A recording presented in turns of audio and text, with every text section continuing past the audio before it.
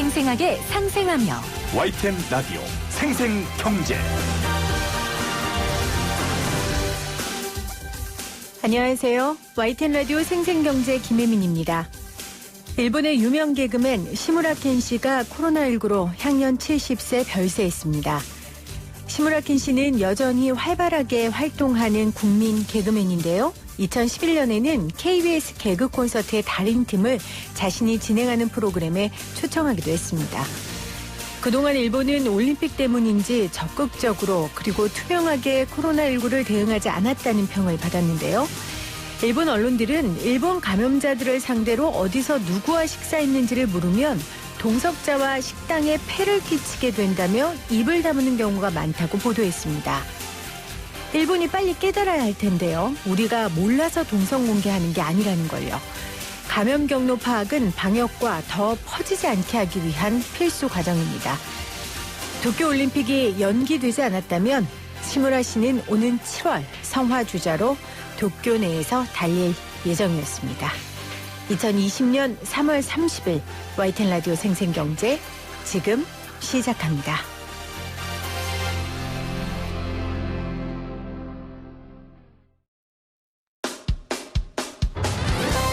쉽다, 재미있다, 어라?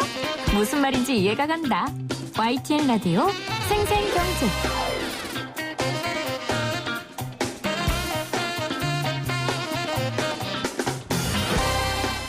가장 뜨거운 경제 뉴스를 제일 생생하게 전해드리는 시간입니다.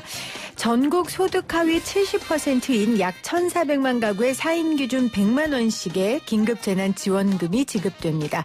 문 대통령은 코로나19로 모든 국민이 고통받았고 모든 국민이 함께 방역에 참여했다며 모든 국민이 고통과 노력에 대해 보상받을 자격이 있다고 배경을 설명했는데요. 물론 모든 국민은 아닙니다. 어떤 사람이 받을 수 있는지 자세한 내용 알아보죠. 권혁중 경제평론가 나오셨어요. 어서 오세요, 평론가님. 네, 안녕하십니까. 자, 먼저 정부 결정의 배경부터 좀 짚어볼게요. 코로나19로 인한 경제 상황 악화와 또 경기 침체를 이대로 둘 수 없다. 이렇게 정부가 판단한 거겠죠? 네, 정확하게 판단한 거다라고 말씀을 드리겠고요. 이대로 가다가는 경제 침체 국면, 말 그대로 디플레이션도 빠질 수 있기 때문에 선제적으로 좀 대응하려고 소비 진작을 위해서 했다라고 보시면 되겠는데요. 그 이번에 발표된 것, 그러니까 긴급 재난 지원금입니다. 그러니까 네. 많은 분들이 이거를 오해하고 계시는 부분이 재난 기본 소득으로 알고 계세요. 그러니까 이게 엄연히 다르거든요. 그러니까 이 오해가 비롯돼서 지금 네티즌들, 그러니까 누리꾼들이 인터넷상에서 네. 줄 거면 다 주지. 왜 안 주냐? 누구는 주고 누구는 안 주냐? 이거는 다시 한번 말씀드리지만 재난 기본 소득이 아닙니다. 자, 어떻게 다릅니까? 예. 재난 기본 소득은 네네. 먼저 재난 기금 요번에 나왔던 긴급 재난 지원금은요. 네. 소득을 기준으로 해서 수혜 대상을 한정한다는 점입니다. 그러다 보니까 70%. 그죠?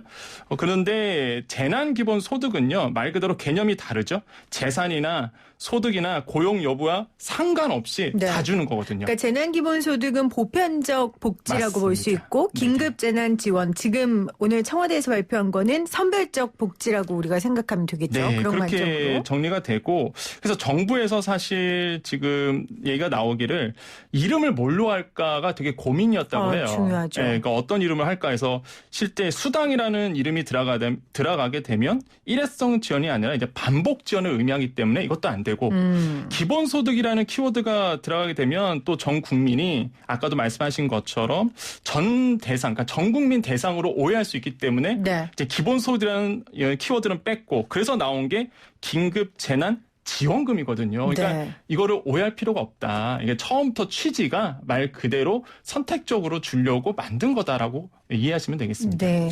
문 대통령도 그렇게 이야기를 했습니다. 지금 우리 평론가님이 말씀해 주신 것처럼 경제 상황 악화와 경기 침체가 너무 심각하기 때문에 일단 경제적으로 좀 더 견딜 수 있는 분들보다는 소득이 적은 분들을 위해 우리가 이 재원을 마련했다. 이렇게 맞습니다. 이야기를 했습니다. 그래서 수당이 아니라 일회성 지원이기 때문에 지원금이라는 말을 썼고요. 그리고 전 국민 대상을 한 건 아닙니다. 네. 자, 그러면 어떤 분들이 받을 수 있는지에 대해서 좀 살펴보죠.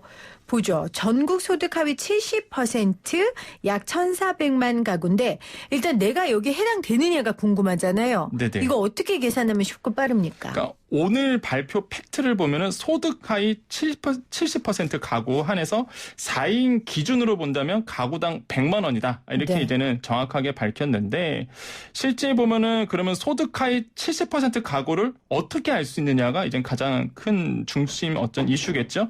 유력한 지원 기준은 중위소득 150% 이하 가구를 보면 됩니다. 그러면 중위소득이 뭐냐 이거죠 또. 네. 그러니까 중위소득이 뭐냐면요. 우리가 1에서 소득 기준을 봤을 때 1에서 100으로 본다면 딱 가운데를 쪼갠 거거든요. 그러니까 줄을 1에서 100까지 쭉 네. 세우면 그 딱 가운데. 네, 가운데를 우리가 중위소득을 얘기하는데 중요한 건 그겁니다. 그러니까 중위소득 봤을 때 50% 미만을 우리가 보통 빈곤층이라고 부르고요. 네. 50에서 150% 사이이신 분들을 중산층.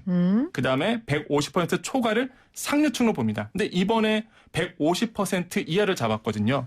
무슨 얘기냐? 한마디로 중상층까지는 이거에 대해서 어느 정도 지원을 하겠다. 이렇게 정부의 어떤 의지를 읽을 수가 있겠고요. 네. 그렇기 때문에 실제 기준 중위소득, 그러니까 중위소득을 좀 우리가 알 필요가 있겠는데, 뭐 요즘에 나오는 게, 지금에 나왔던 게 이제는 150% 얘기 나왔잖아요. 그러니까 중위소득이 지금 보면은요, 2020년 중위소득이 474만 9,174원입니다.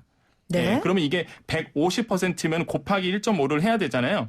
그러면 곱하기 150%를 하게 되면은 얼마가 나오느냐? 4인 가족으로 했을 때는 이제는 712만 원 정도가 나와요. 그러니까 4인 가구 기준으로 소득이 712만 원 정도인 가정을 우리가 중위소득이라 한다는 거죠. 이거 월인 거죠. 그렇죠. 이거는요. 어떻게 보냐면 기준입니다. 150%니까 네. 712만 원이고 중위소득으로 따지면은 474만 원. 474만 원이 이제는 중위소득인데 4인 네. 가구 기준으로요. 근데 150%까지 늘려줬단 말이죠.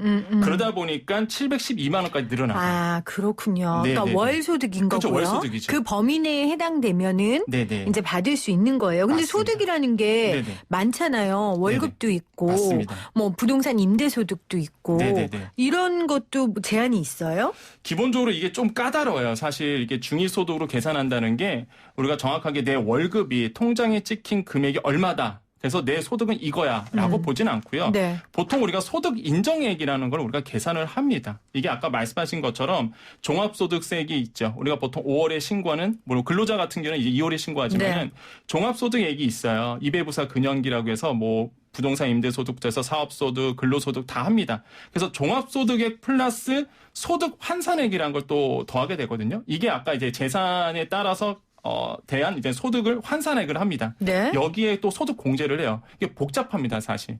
그러다 보니까 근로자라든지 기본적으로 국민 개개인이 나의 기본 소득 인정액을 구하는 게 사실 쉽지만은 않습니다. 그렇죠. 네, 그러다 보니까 가장 쉬운 방법은 뭐냐면 이런 거라고 볼 수 있겠거든요. 이제 지금 정부에서도 이제 얘가 나오고 있는데 지급 대상의 70% 기준이잖아요. 그러다 보니까 이거를 건강보험료 납입 액수로 조금 환산해서 우리가 좀 계산해 볼 수가 있습니다. 네, 그러니까 개인이 자신의 소득이 얼마인지 네네네네. 측정하는 게 너무 어려우니 네네. 정부에서 건강보험료 납입 액수를 근거로 네. 이 재난지원금 지급 대상의 70%의 기준을 세우겠다라고 확정을 한 거예요? 아니면 그럴 것으로 보인다는 거예요? 그럴 것으로 보여요. 이게 보인다. 확정된 게 아직 안 나왔습니다. 아직 아니고요. 예, 이게 네. 디테일한 게 아직 안 나왔기 때문에 거의 시장에서는 중위소득 150% 가구 판정을 했을 때 건강보험료로 책정하는 게 가장 적합하겠다라고 이제는 나오고 있는 것이고요.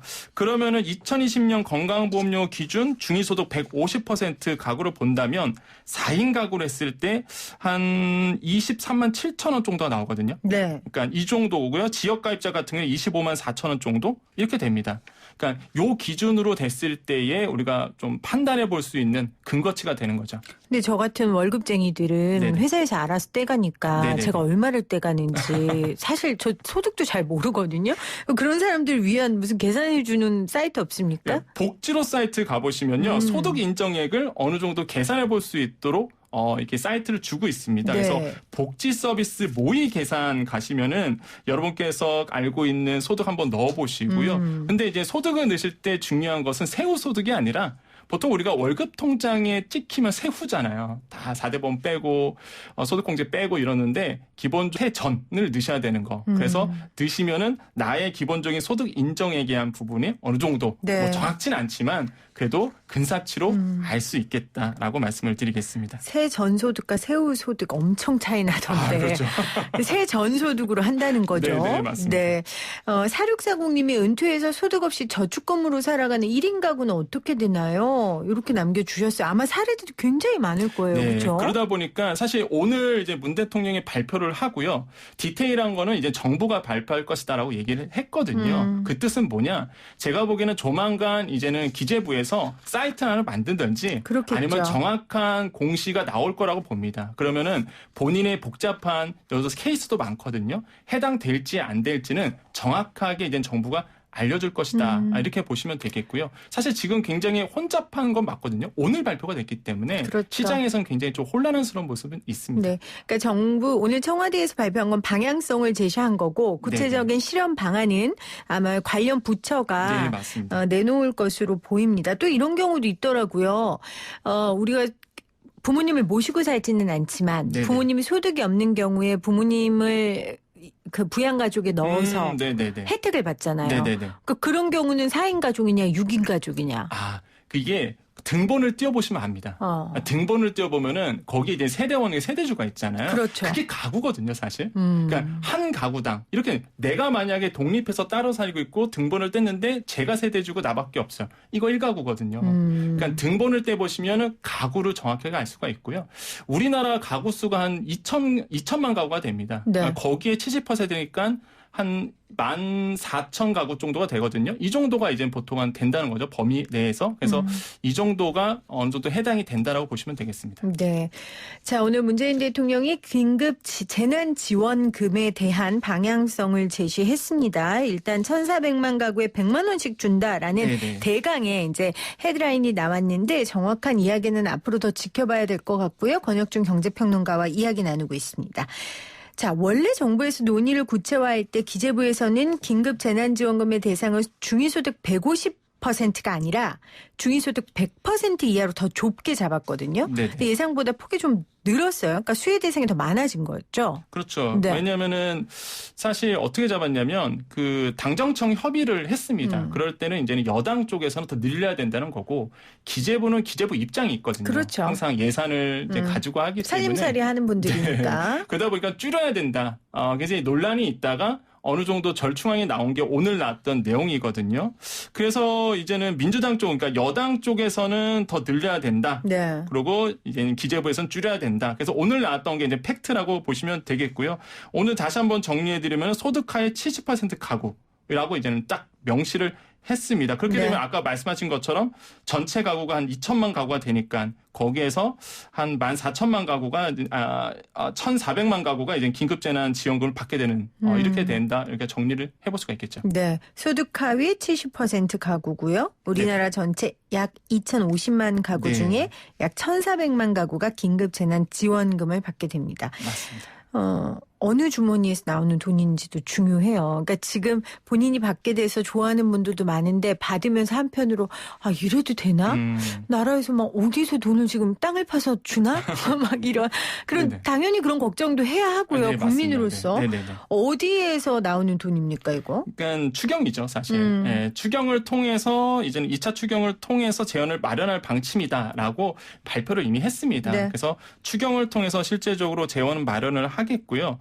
근데 많은 분들이 저도 물론 뭐 재정 건전성에 대해서는 이제는 걱정을 하지만은 안 할 수가 없는 상황이 됐거든요. 사실 굉장히 특별한 지금 이 코로나19가 네. 경제에 미치는 영향이 사전에 없었던 정말로 특별한 경우이기 때문에 추경을 해서라도 사실 이렇게 돈을 말 그대로 소득으로 어느 정도 보전해주는 역할을 좀 해줄 필요가 있다고 봐요. 평론가님도 그렇게 생각하세요? 네네네. 왜냐하면 저도 재정 건전성에 대해서 항상 고민하는 사람 중에 하나인데 그래서 비판도 많이 했고요.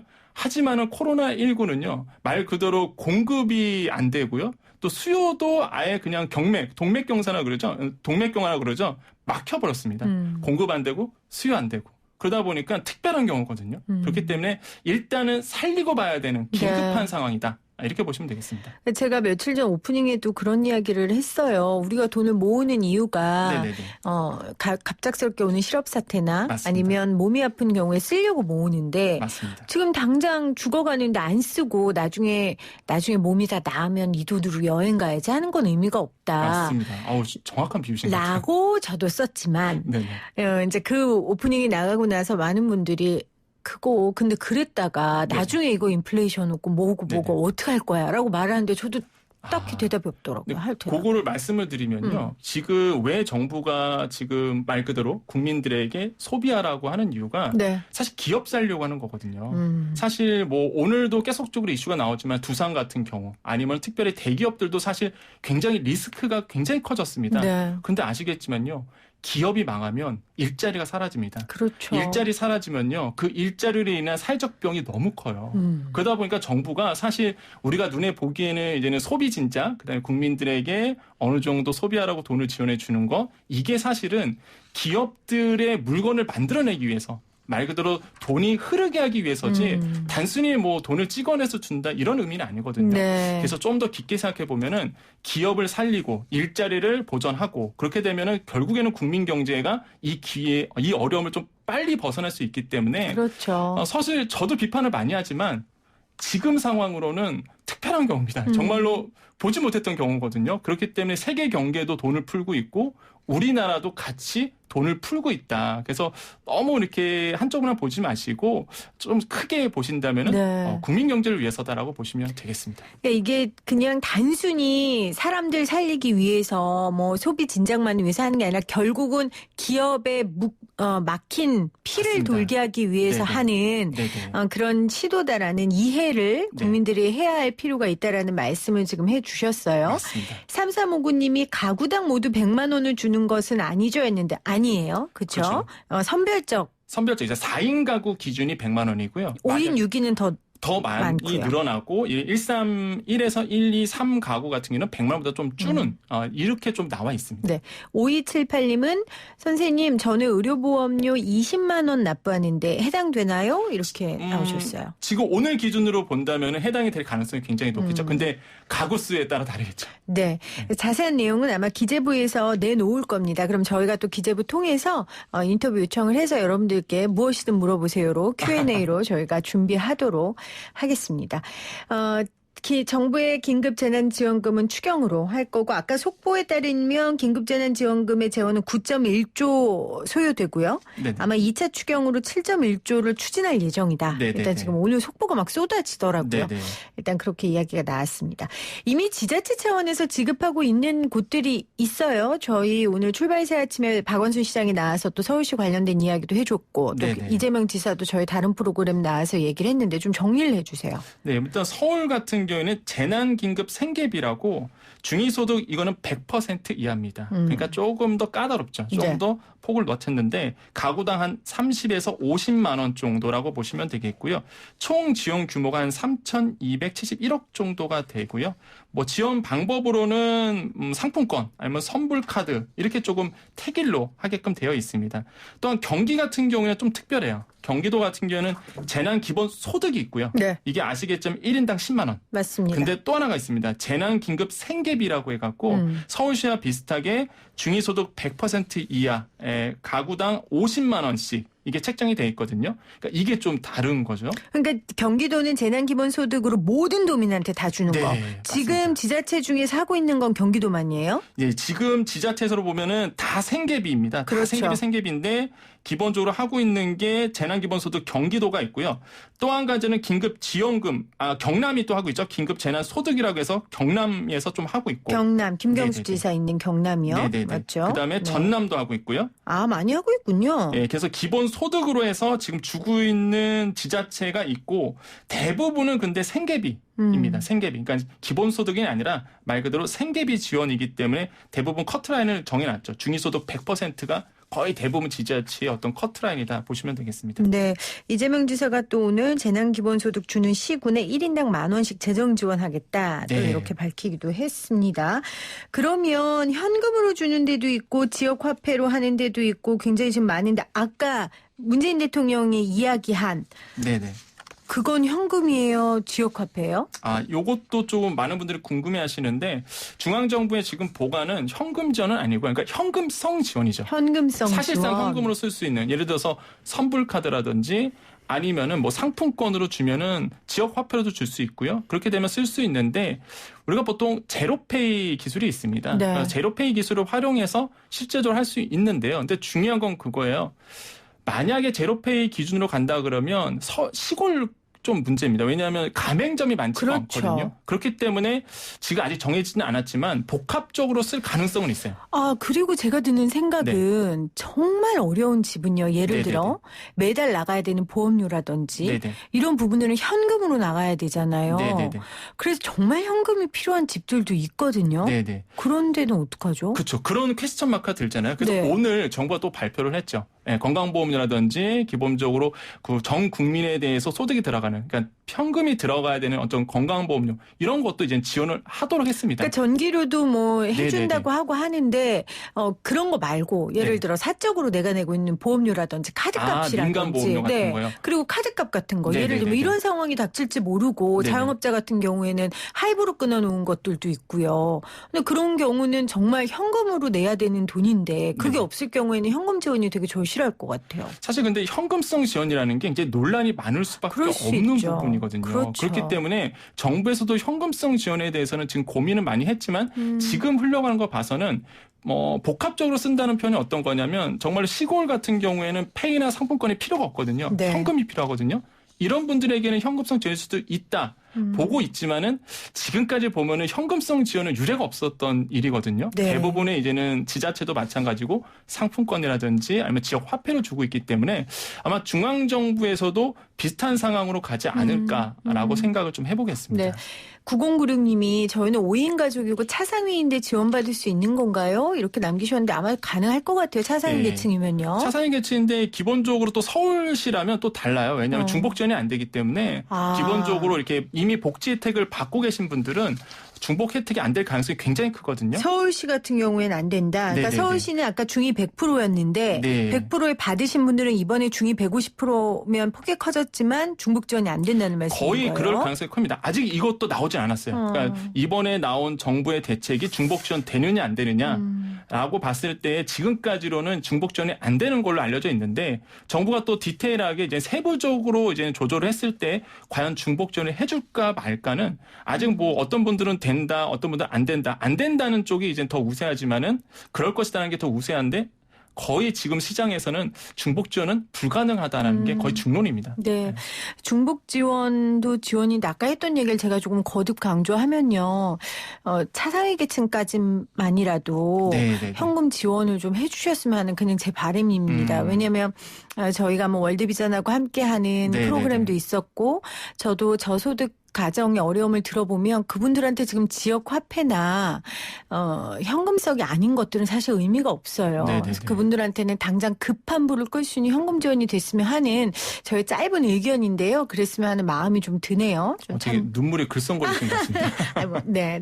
근데 정말이에요. 네네. 아니 지역 화폐 줘서 소비하는 거 중요해요. 근데 맞습니다. 그럴 계층도 있어야 되고 네네. 당장 현금으로 정말 필요한 일을 해야 하는 계층이 있어요. 네네. 그래서 조금 더 욕심을 내자면 네네. 조금 더 세밀하게 해주셨으면 좋겠습니다.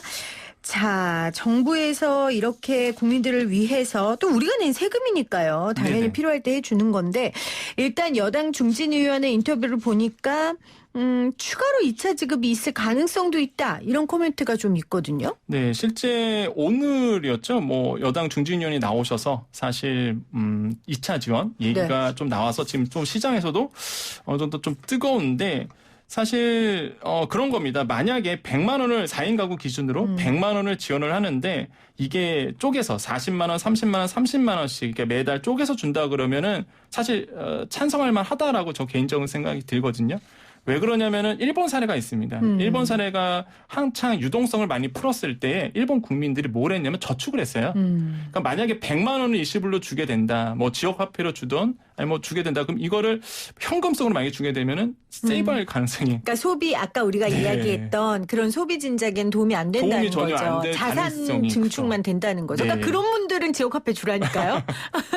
그래서 네. 그러다 보니까 사실 만약에 40, 30, 30을 주게 되면 소비할 가능성이 굉장히 커지고요. 그럼 이게 실제로 이제 선순환이 되는 거죠. 그렇게 맞습니다. 만약에 올바른 용도로 이렇게 활용하게 된다 그러면 저의 개인적 생각이지만 2차로 줘도 된다. 그럼요. 사실 국채라는 게 나라 살리려고 하는 거잖아요. 그래서 어느 정도 국채를 발행하더라도 국민채를 발행하더라도 저는 뭐 해도 된다라고 저는 생각을 하거든요. 네. 그래서 아마 이런 얘기가 지금 나오고 있다라고 볼 수가 있겠고요. 근데 단 여기서 조건이 재정 건전성을 훼손하지 않는 선에서라고 조건을 좀 달고 싶습니다. 네, 알겠습니다. 이야기 하다 보니까 시간이 벌써 이렇게 됐네요. 지금 문자 1539님이 노령연금 받는 사람도 되나요? 하는데 아마 될 것 같아요. 네네네. 이거하고는 별개일 거예요. 네. 네. 그러니까 다른 지자체에서 지금 지자체 내에서 하고 있는 것과 중앙정부에서 하고 있는 거를 같이 중복할 수 못 받을 가능성이 크다. 그것도 그렇죠. 확실하진 않지만. 연금하고는 전혀 다른 전혀 개념이죠. 상관없다 네, 말씀하셨습니다. 네, 오늘 권혁준 경제평론가와 함께 긴급 재난지원금에 대한 얘기 나눠봤습니다. 평론가님 고맙습니다. 네, 감사합니다. 지금 유튜브 보이는 라디오 창에 최동식 님이 신청은 어디서 하는지 했는데요. 이것도 아직 결정은 안 됐답니다. 그러니까 신청을 해야지 주는 건지 아니면 국민들한테 일괄적으로 주는 건지 오늘 일단 방향성을 제시한 거니까요. 문 대통령이 저희가 자세한 정보는 들어오는 대로 알려드릴게요. 서울시 같은 경우는 신청을 해야 한다고 평론가님이 나가면서 물어봐 주셨습니다. 생생하게 상생하며 YTN 라디오 생생경제는 포스코와 함께합니다. 저는 2부에 다시 올게요.